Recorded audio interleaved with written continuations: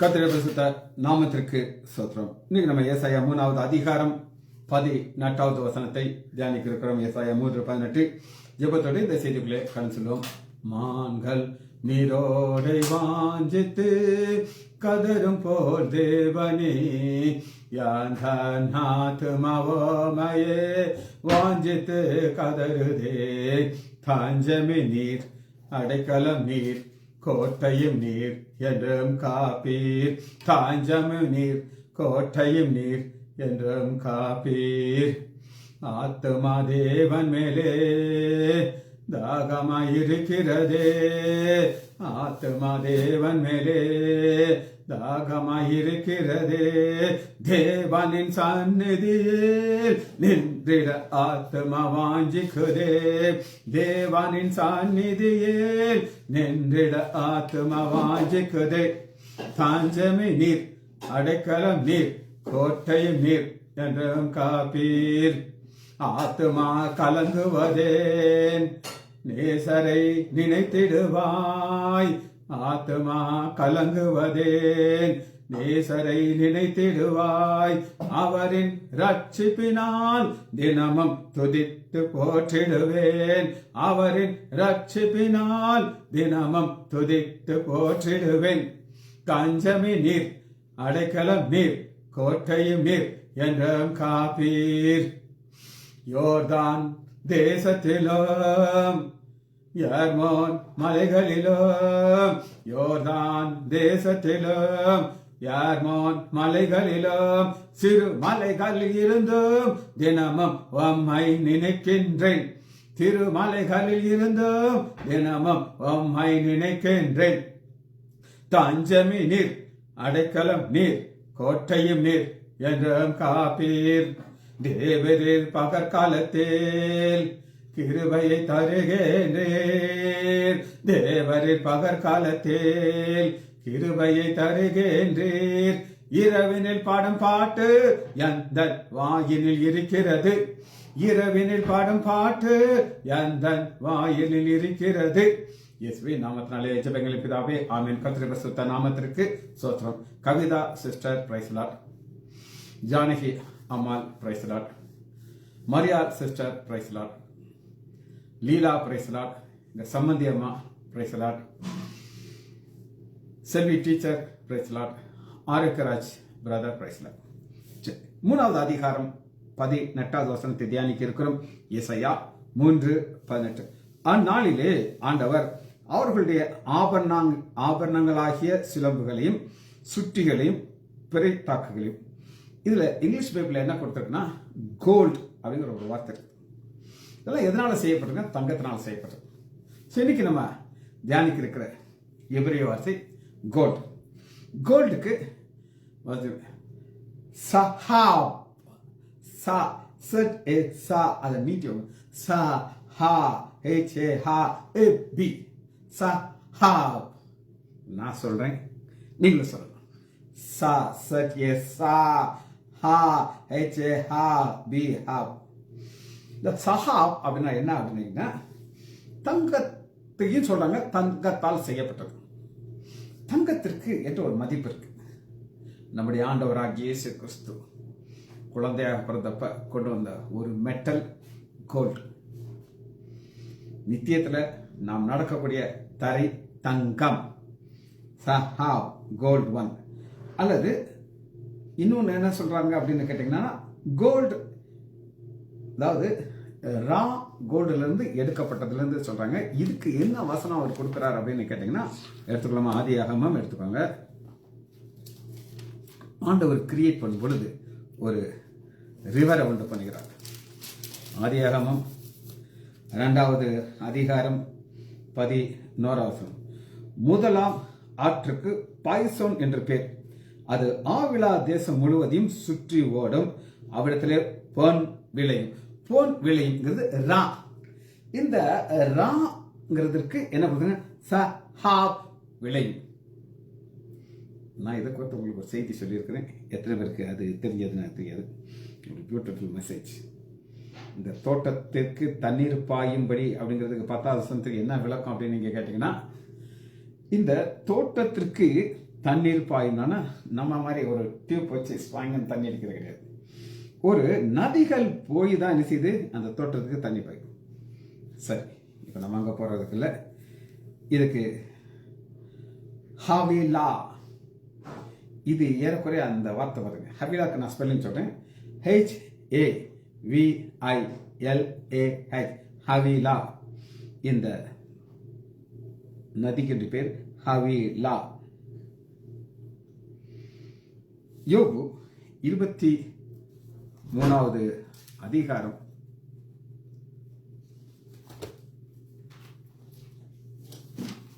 23வது அதிகாரம் தன்னுடைய வாழ்க்கையை பார்த்து சொல்லுகிறார்.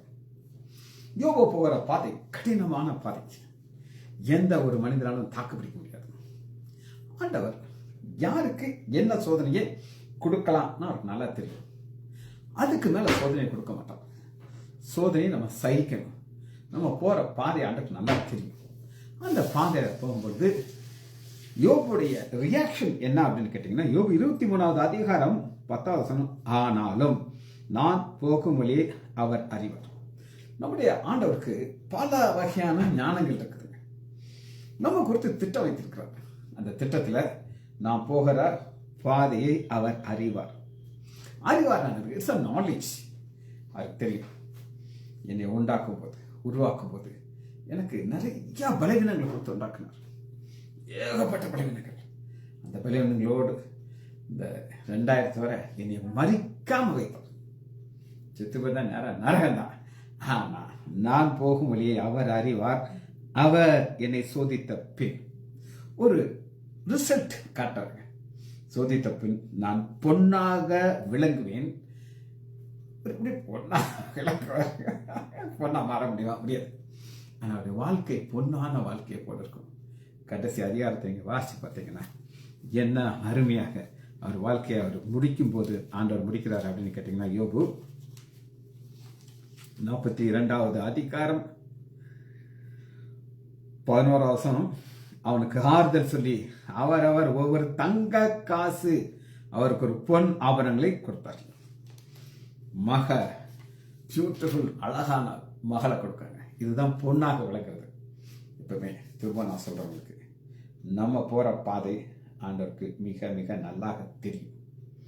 இந்த சோதனையில் போகும்போது எனக்கு என்ன சோதனை கொடுப்பாரு, அதுக்கு எவ்வளவு நாள் கொடுப்பாருன்னு அவருக்கு தெரியும். சரி, இப்ப இந்த கோல்டை தகடாக அடிக்க முடியுங்கிறத நம்ம பார்க்க போறோம். கோல்டு இருக்கு, அது தகடாக எப்ப அடித்தாங்க அப்படின்னு கேட்டீங்கன்னா, 1 ராஜாக்கள் 10வது அதிகாரம் 16வது வசனம். சாலமோன் காலத்துல ஏகப்பட்ட பொண்ணு இருந்துச்சு. 10வது அதிகாரம் 16வது வசனத்துல பாருங்க, சாலமோன் ராஜா அடித்த பொன் தகட்டால் 200 பரிசுகள் செய்தான். ஒவ்வொரு பரிசையும் 600 சேக்கல் பொண்ணா இருந்துச்சு. 300 கேடயங்களை செய்தான். இப்ப விருதுநகர் நடந்துச்சா அப்படின்னு நீங்க கேட்டீங்கன்னா, எஸ் நடந்துச்சு. உங்க எல்லாருக்கும் தெரியும், மில்லர் அப்படின்னு ஒரு மனுஷனை காமிச்சிருக்காங்க. ஒரு காலத்தில் ரட்சிக்கப்பட்டாரு. வயராக்கவன் என்னாரு, டவுன் இருக்கிறது, இப்போ மிக்கத்தூர் தான் இருக்காரு. அவருடைய அப்பா, அது என்னுடைய க்ளோஸ் ஃப்ரெண்ட் டாக்டர் ரவியோடைய மாமனார். அவர் வெறும் ரவி தான், கோனாச்சினா ரவி அவர் பேர். அவர் சாப்பிட்ற பிளேட்டு கோல்டு பிளேட், தங்க பிளேட்டில் தான் அவர் சாப்பிடுவார். ஒரு ஸ்டேஜில் அவங்களோட பிஸ்னஸ் கொஞ்சம் டவுன் ஆக ஆரம்பிச்சிச்சு. அவங்க 4 பிரதர்ஸா. அவர் எல்லா பிரதர்ஸையும் கூப்பிட்டாராம். அந்த தங்க பிளேட்டில் அவர் முதல் சாப்பிட்டோம். அப்புறம் ஒவ்வொரு பிரதர்கிட்ட கழுவி, நீ சாப்பிடு எல்லாம் சாப்பிட்டாச்சு. அப்புறம் அந்த பிளேட்டை 4 கட் பண்ணி ஆளுக்கு ஒரு துண்டு வச்சுக்கிட்டு அதோட முடிஞ்சிருச்சு. அப்ப அந்த தங்க பிளேட்ல சாப்பிட்றது கொஞ்ச நாள்ல வந்துட்டு 4 கட் பண்ண பிறகு அதை சாப்பிட முடியுமா? முடியாது. அதைத்தான் நான் பார்க்குறேன், சஹாப் பிளேட். சரி பாருங்க, அடுத்த பொன் தகட்டால் 300 கேடங்களை சேவித்தார். அதை ராஜா லிபனோன் வனம் என்கிற மாளிகையிலே வைத்தார். ராஜா தந்தத்தினாலே ஒரு பெரிய சிங்காசனத்தை செய்து அதை பசும் பொன் தகட்டினால் மூடினார். தங்கத்துல செஞ்சு பசுமல்ல மூடியாச்சுன்னா உள்ள இருக்கிறது பசு தெரியுமா? தங்க தெரியாது. இப்போ இன்னைக்கு நம்ம பார்க்குற ஒரு வார்த்தை கோல்டு. Shahab, ZAHAB, Shahab. சரி, ஒருத்தருடைய ரிச்னஸை எதில் காட்டுவாங்க அப்படின்னு கேட்டிங்கன்னா கோல்டில் தான் காட்டுறோம். ஆதியாகமம் 13வது அதிகாரம்.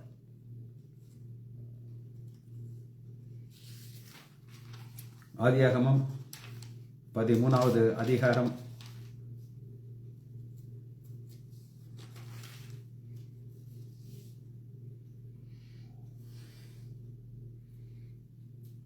2வது வசனம். ஆபிரகாம் மிருக ஜீவன் வெள்ளி பொண்ணுமான ஆஸ்தியுடன். வெள்ளி பொன், இந்த கோல்டு அவங்களுடைய வாழ்க்கையில் ரொம்ப முக்கியமானது. சரி, எக்கனாமிங்கிறதுக்கு நான் லேசாக உங்களுக்கு சொல்லித்தர போகிறேன். எக்கனாமி அப்படின்னா என்னன்னு சொல்லி, இந்தியன் எக்கனாமி அப்படின்னு ஒன்று இருக்குது. இந்தியாவில் நம்முடைய பணத்துக்கு ஒரு வேல்யூ இருக்குது. அந்த பணத்தினுடைய வேல்யூயை எதன் வட்டியில் செய்வாங்க அப்படின்னு நீங்கள் கேட்டிங்கன்னா, ரிசர்வ் பேங்க் அப்படின்னு ஒரு பேங்க் இருக்குது. அந்த ரிசர்வ் பேங்க்கில் எவ்வளவு டன் கோல்டு நம்மகிட்ட இருக்குங்கிறது ரொம்ப முக்கியம். அவ்வளவு கோல்டு நம்மகிட்ட இருந்தால் அவ்வளவு கரன்சி அவங்க அடித்து வெளியே விட முடியும். கோல்டு ஸ்டோர் பண்ணாமல் அடித்து அது ஒரு பேப்பர். ஏமா அது என்ன ஒரு இது சொன்னேன், எவ்வளவு ஸ்டாக் இருக்குன்னு சொல்லி 880 tons கேட்டுக்கோங்க. டாக்டர் அம்மாவுடைய இன்ஃபர்மேஷன் 880 டன் கோல்டு ரிசர்வ் பேங்க்ல இருக்கான். வேணா நீங்க டாக்டர் மட்டும் கேட்டுக்கோங்க. உலகத்துல 8வது பொசிஷன் இந்தியாவில் இருக்கான் கோல்டு பொசிஷன்ல. பாத்தீங்களா, நீங்க எல்லாம் நினைச்சுக்கோங்க, இந்தியா புவர் கண்ட்ரி நினைக்காதீங்க, one of the richest country. Right, இப்ப உள்ள பார்க்கும்போது அதை நம்ம கோல்டாக நம்ம பார்க்கணும். அது எப்படி நம்ம பார்க்கலாம்? யோபு 28வது அதிகாரம்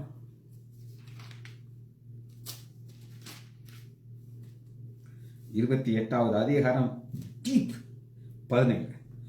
பொன்னும் பளிங்கும் அதற்கு ஒப்பல்ல, பசும் பொன் ஆரங்கள் அதை மாற்றக்கூடியது. இது என்ன அப்படின்னு கேட்டீங்கன்னா, 28வது அதிகாரம் உழவுதான்.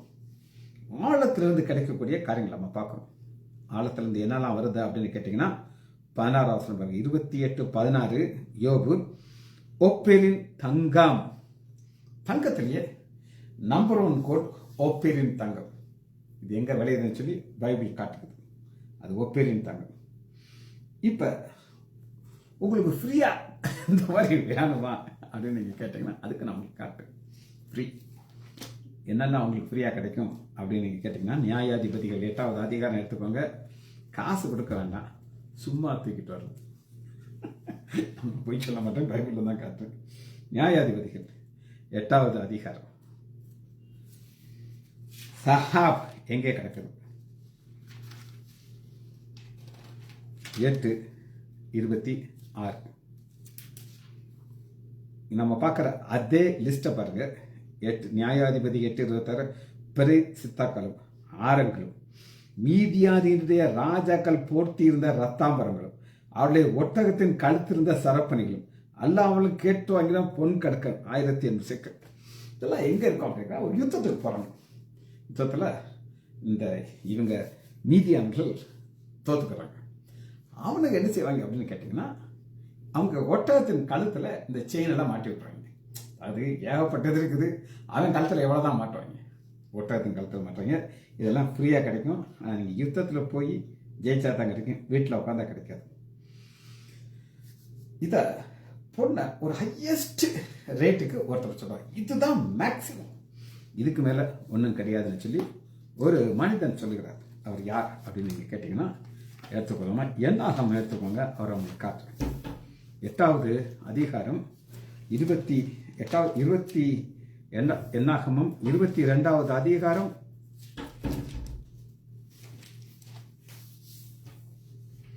18.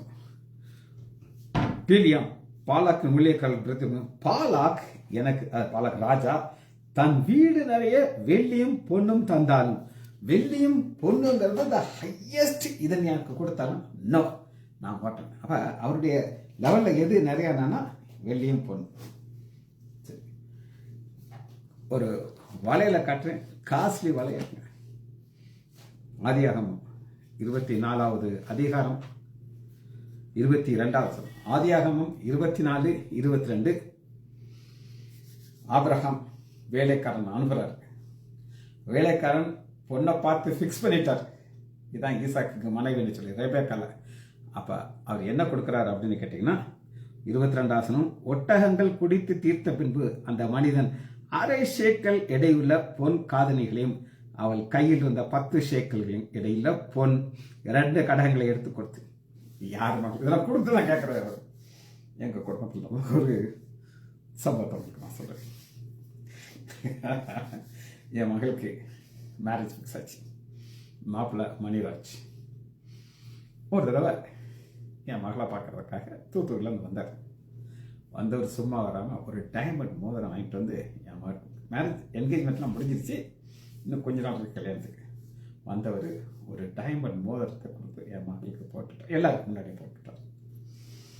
இந்த நியூஸ் எங்கே போயிடுச்சு? எங்கள் மாமியார்கிட்ட போச்சு. மாமியாருக்கு ஆச்சரியமாயிருச்சு. என்ன சொன்னாங்க அப்படின்னாக்கா, வெறுதே பார்க்க வந்தாருங்க, வெறுதுன்னு சும்மா பார்க்க வந்தாரு, ஆனால் ஒரு டைமண்ட் மோதிரத்தை போட்டாருன்ட்டு அவங்களுக்கெல்லாம் தலை சொத்த ஆரம்பிச்சிருச்சு. இது எங்கள் குடும்பத்தில் கிடைச்ச ஒரு பெரிய ஆசீர்வாதம். சரி, கடைசியாக ஒரு வசனத்தை மட்டும் வாசிச்சு, இது பரிசுத்த ஆவியானவர் கொடுத்த ஒரு காரியம்.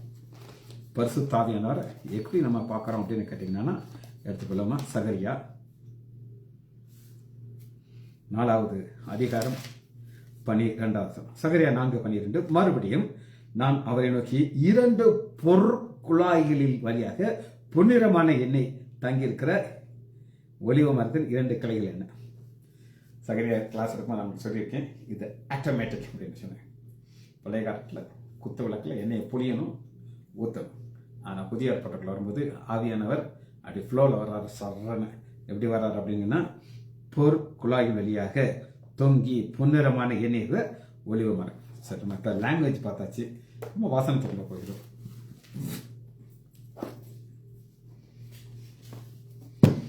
இது ஆரம்பிக்கும் போது எப்படி ஆரம்பிக்கிறார் ஆவியானவர் அப்படின்னு கேட்டீங்கன்னா, ஏசாயா 3வது அதிகாரம் 18வது வசனம். அந்நாளிலே, அந்த நாளிலே என்ன நடக்க போகுது அப்படின்னு கேட்டீங்கன்னா, மக்களுடைய நிலைமை தலைகளாக போகுது. அது வேற ஒரு ஸ்டைலாக டாங் நடந்துகிட்டு இருந்த பொன் ஆபரணங்கள் போட்டிருந்தவெல்லாம் என்ன செய்ய போகுது அப்படின்னு கேட்டிங்கன்னா, இது இந்த பொன் எங்கேருந்து கிடைத்தது அப்படின்னு ஃபர்ஸ்ட் அதை நம்ம பார்க்க போகிறோம். எங்கேருந்து கிடைச்சதுன்னா, ஆண்டவர் ஒரு வாக்கு தத்துவம் கொடுத்து தான் இந்த பொண்ணெல்லாம் அந்த கையில் கிடைச்சது. அவர்களுக்கு எப்படி இந்த பொன் கிடைத்ததுன்னா, அவங்க இல்லாத காலம், அவர்கள் இன்னும் உருவாகவே இல்லை. ஆதியாகமம் 15வது அதிகாரம்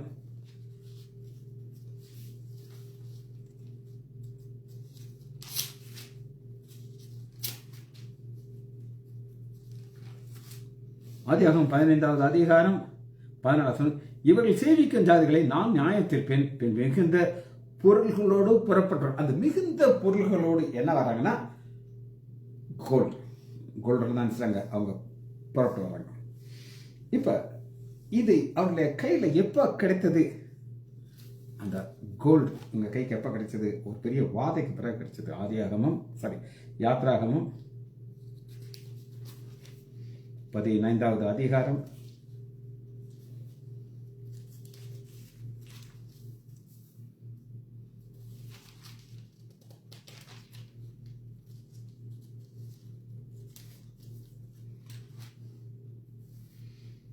15வது அதிகாரம்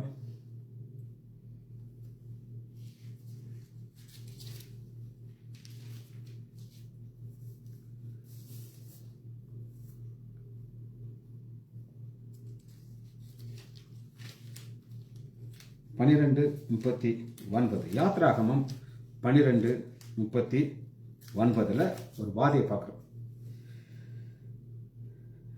தலையீட்டெல்லாம் கர்த்தர் அழிக்கிறார். அழித்த உடனே 33 எகிப்தர் எங்களை தீவிரமாக சாகுறோமே என்று சொல்லி அந்த ஜனங்களை துரத்துறாங்க, துரிதப்பட்டாங்க. அந்த நேரத்தில் 35 மோசே சொன்னபடி இஸ்ரவேல் ஜனங்கள் எகிப்துடைய வெள்ளி உடைமையும் பொன்னுடமே கேட்டு வாங்கினார்கள். கர்த்தர் ஜனங்கள் எகிப்தினது கண்களை தயவு கிடைக்கும்படி செய்தார், கண்களிலே தயவு கிடைக்க செய்தார். ஏமாறதும் ஒரு சிலர் ஏமாத்து போவாங்க இதை கொடுத்து. என்னுடைய அண்ணனுக்கு ரொம்ப க்ளோஸ் ஃப்ரெண்ட் ஒரு ஆள், அவங்க இப்போ 4 ஃப்ரெண்ட்ஸ் ரொம்ப க்ளோஸாக இருப்பாங்க. இந்த ஆள் பிஸ்னஸில் லாஸ் ஆயிடுச்சு, ஊரை விட்டு ஓடி போகிறார். ஊரை விட்டு ஓடி போகிறதுக்கு முன்னாடி எங்கள் அண்ணனுக்கு அவங்க இல்லை, இன்னும் அது ஒரு ரிச் மேன், அவர்கிட்ட போய் அண்ணே ஒரு செயின் போட்டிருக்கீங்களே, கல்யாண வீட்டுக்கு போட்டுட்டு நான் திரும்ப தரேன்னாரு. அவர் நம்பி கொடுத்தாரு. அந்த ஆள் வாங்கிட்டு ஓடிட்டு ஏமாறவும் முடியும். ஆண்டவர் கண்ணில் தயவு கிடைச்சாலும் இது கிடைக்கும். சரி, வாதையினால கிடைக்கிறது. இவங்க வெறும் கையாக போகக்கூடாது. 35வது வருஷத்தில் இவ்விதமாக ஈப்ரலை கொள்ளையிட்டார்கள். கொள்ளையிட்டு போகிறாங்க.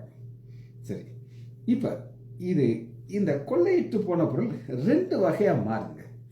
ஏ பி.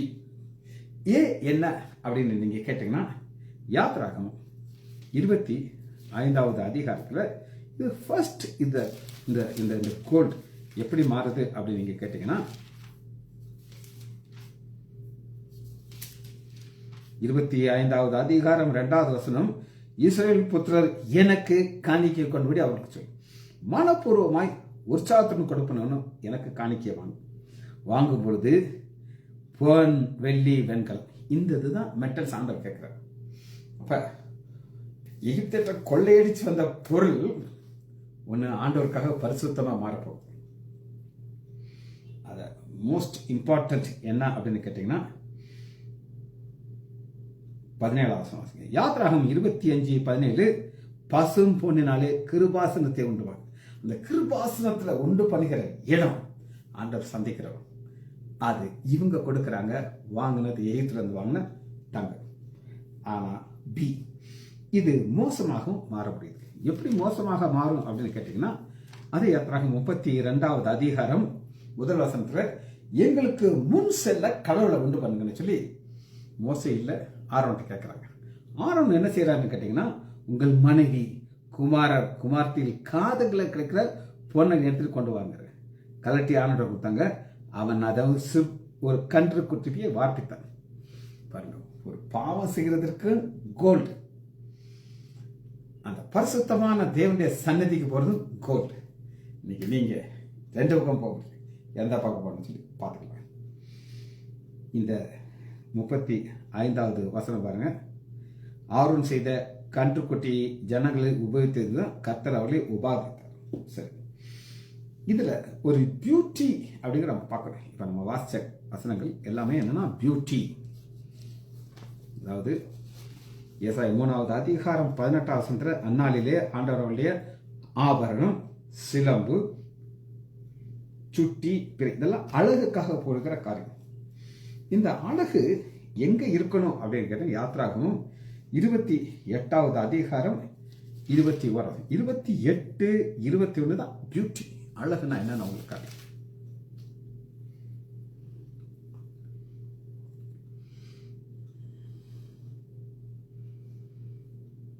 இந்த கற்கள் இஸ்ரவேல் புத்திரர் இதெல்லாமே ஆசாரனுடைய நெஞ்சில் இருக்க வேண்டிய கற்களாக மாறணும், கோல்டு. ஆனா இது எப்படி மாறுகிறது அப்படின்னு கேட்டீங்கன்னா, 40வது வசனத்தை பாருங்க, 28, 40, ஆரோனின் குமாரனுக்கும் மகிமை அலங்காரமாக, மகிமை அலங்காரமாக கோல்டு மாறுது, ட்ரெஸ் மாறுது, கற்கள் மாறுது. இன்னொரு பியூட்டி, அழகு, பியூட்டி அழகுங்கிறத நம்ம பார்க்க போறோம்.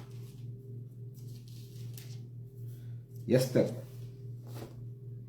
6:2-4, எஸ்தர் 1வது அதிகாரம் 10வது.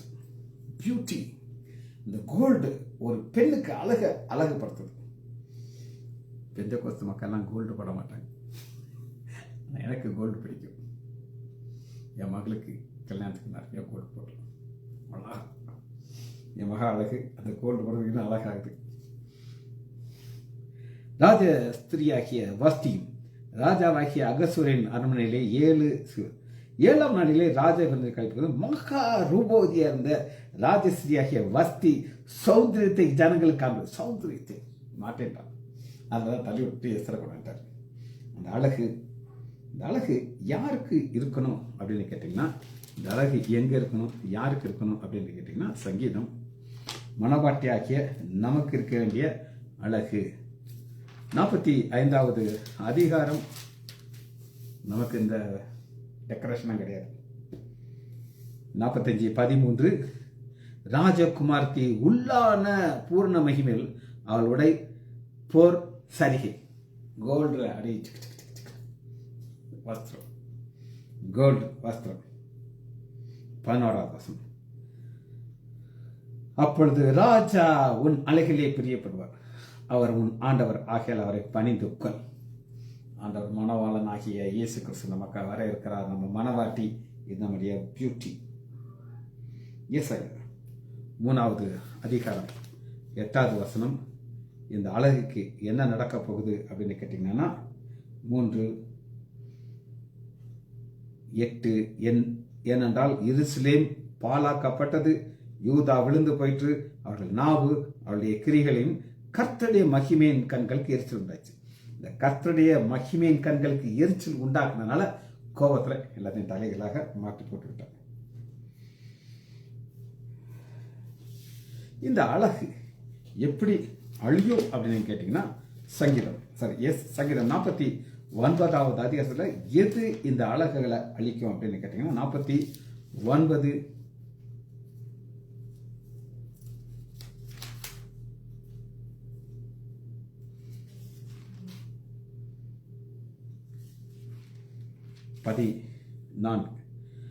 ஆட்டு மந்தைய பாதாளத்தை கடப்பார்கள், மரணம் அவர்கள் மேல் மேய்ந்து படும், செம்மையானவர்கள் அதிகாலையிலே ஆண்டு கொள்வார்கள், அவர்களுடைய ரூபத்தை பாதாளம் அழிக்கும். என்னென்னலாம் போட்டு டெக்கரேட் பண்ணியிருக்கேன். அஃப்கோர்ஸ் அடக்கம் போது எல்லாத்தையும் கழட்டிடுறாங்கன்னு வச்சுக்கோங்களேன். ஆனால் அழிச்சு. இப்போ எது ஞானம் அப்படின்னு நீங்கள் ஒரு கேள்வி கேட்டீங்கன்னா அதுக்கு நான் பதில் காட்டுறேன். எது ஞானம்? நீதிமொழிகள் 4வது அதிகாரம் 9வது வசனம். நீதிமொழிகள் 4:9 ஞானம் அதுவும் தலைக்கு அலங்கார முடிய இருக்கும், அது மகிமையான கிரீடத்தை உனக்கு சூட்டும். நீங்க பைபிள் ஸ்காலராக இருந்து இப்போ உங்களுக்கு அடிஷனல் ஆண்டவர் ஹீப்ரு லாங்குவேஜ் சொல்லிக் கொடுக்குறாரு. இதோட நீங்க ஒரு இடத்துல போனீங்கன்னா எங்களுக்கும் கொஞ்சம் சொல்லிக் கொடுங்க அப்படின்னு சொன்னாங்கன்னா அது உங்களுக்கு ஒரு மகிமையின் அலங்காரமாக இருக்கும். நீங்கள் ப்ரிப்பேர்டாக இருக்கணும். நான் எப்படி ப்ரிப்பேர் பண்ணிட்டு வந்திருக்கேன்னா ப்ரிப்பேர் பண்ண சும்மா போனால் வேலை நடக்காது. 7வது வசனத்தை வாசி முடிக்க இருக்கும். 7 ஞானமே முக்கியம், ஞானத்தை சம்பாதி, எண்ணத்தை சம்பாதித்தாலும் புத்தியை சம்பாதித்துக்கொள், அது நீ அதை மேன்மைப்படுத்து, அது உண்மை மேம்படுத்தும். முதல்ல ஆர்ஸ்டாண்டிங் சொல்கிற ஒரு வார்த்தை மட்டும் சொல்லி முடிக்கிறேன். You carry your Bible. The Bible will carry you. ஜெபிச்சு முடிப்போமா? மகா இறக்கமும் கருணையுள்ள பிதாவே, உம்மை துதிக்கிறோம் ஐயா. தங்கம் கோல்டை கொடுத்து நாங்கள் தியானித்தோம் ஐயா. அதுக்காக நன்றி. பிள்ளைகள் ஒவ்வொருவரையும் யான் ஆண்டவராகிய இயேசு கிறிஸ்துவின் நாமத்தினாலே ஆசீர்வதிக்கிறேன். இயேசுவின் நாமத்தினாலே ஜெபங்கள் பிதாவே. ஆமேன், ஆமேன், ஆமேன்.